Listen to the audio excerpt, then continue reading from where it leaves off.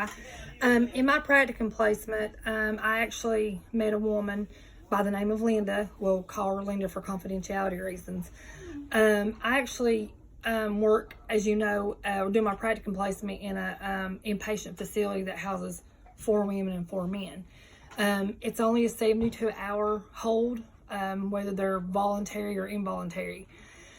So this was probably like my second time there, and she really touched me because when my supervisor was showing me around the facility, he took me to the little living room that they have or whatever, and she was a very pretty woman, and she seemed well put together at the time before I actually talked to her during her intake. But what had happened was that she had an altercation with her daughter and her daughter's husband. Apparently, Linda had found out or accused her daughter of taking money out of her purse. And the daughter actually claims that she hadn't been to her mom's house in 2 days. She became violent, and she was throwing things at the daughter and hit her in the face a couple of times. And the daughter claims that she didn't retaliate or, try to hit her back or whatever. But she did call the police to come get her mom because her mom threatened to kill her, I think. And she said that she was fearful for her life and threatened to kill her husband and everything.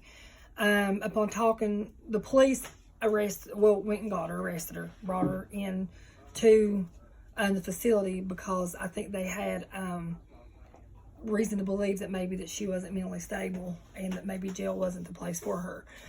So my supervisor had informed me that he was going to let me participate in the intake part of her admission, and he had told me that it was an involuntary admit since she was arrested or taken into police custody.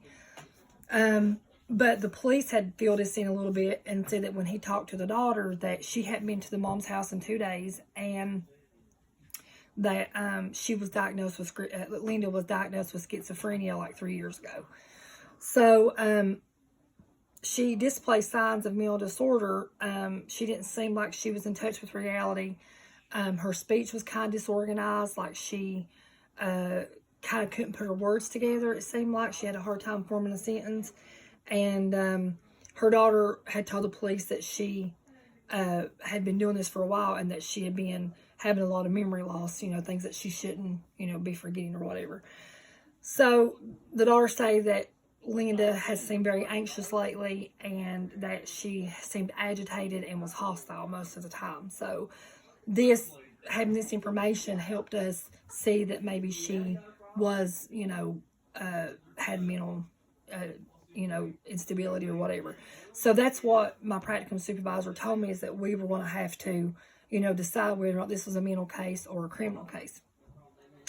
So Johnny introduced me to her, which is my supervisor, and I was able to establish, if this was a mental case or a criminal case when I sat down and talked to her. I asked her age, and she answered me correctly, and she's 62 years old. But when I asked her what happened to her daughter, she couldn't even recall the incident. You could see the look in her eyes that she honestly did not know what I was talking about.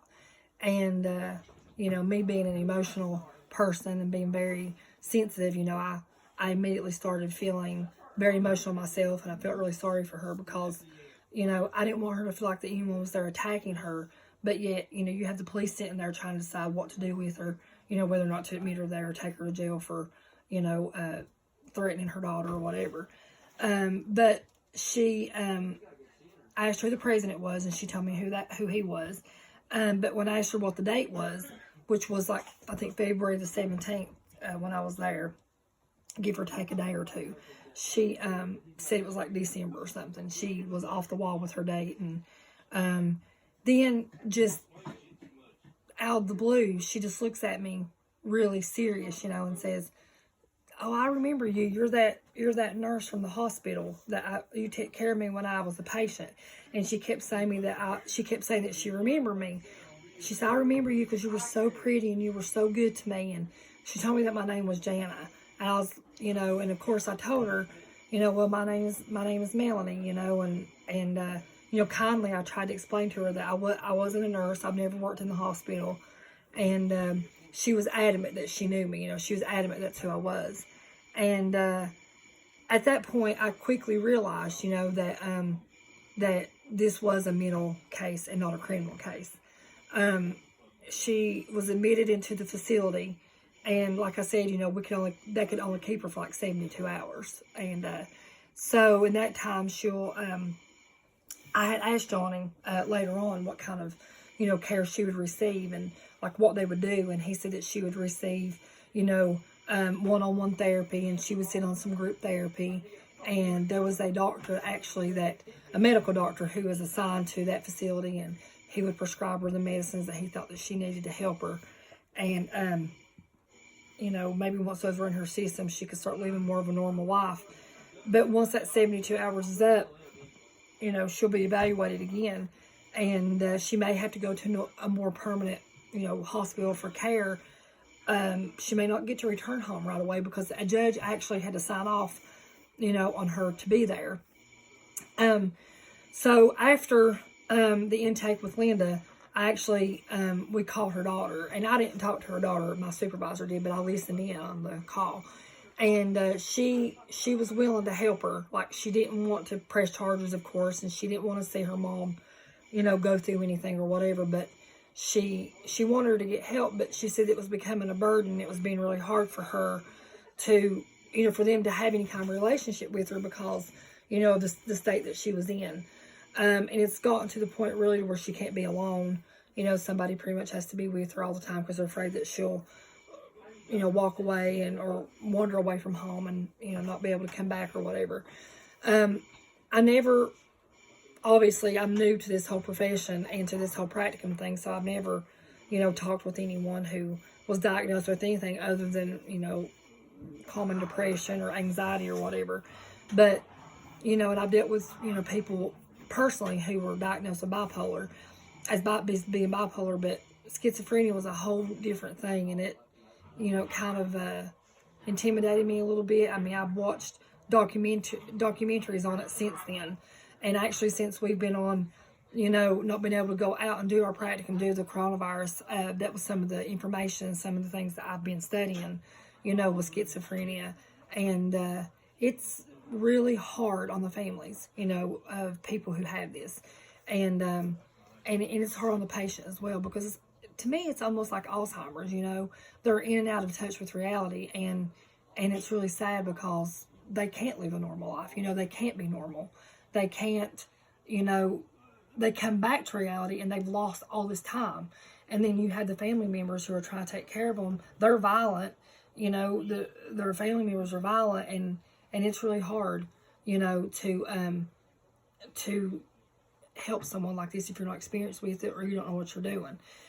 So I really hope that Linda has gotten the help that she needs. I haven't asked about her since then, since I've not, been able to go down there to the facility. I really don't know where she is right now or what's happened with her.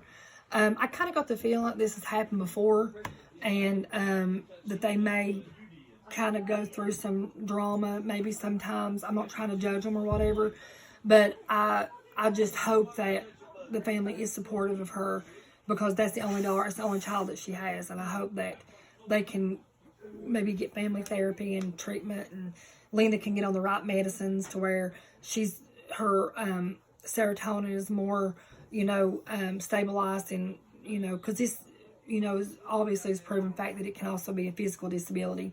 I just hope for their sakes that she can get the help that she needs, and but anyway, I really enjoy my practicum site. I enjoy going down there. I've learned so much. I'm really sad not to be there anymore, learning more hands-on with case studies. But hopefully, we can get back to normal, and this fall I can do more hands-on there when we can all get through this, this horrible thing that's going on with us right now.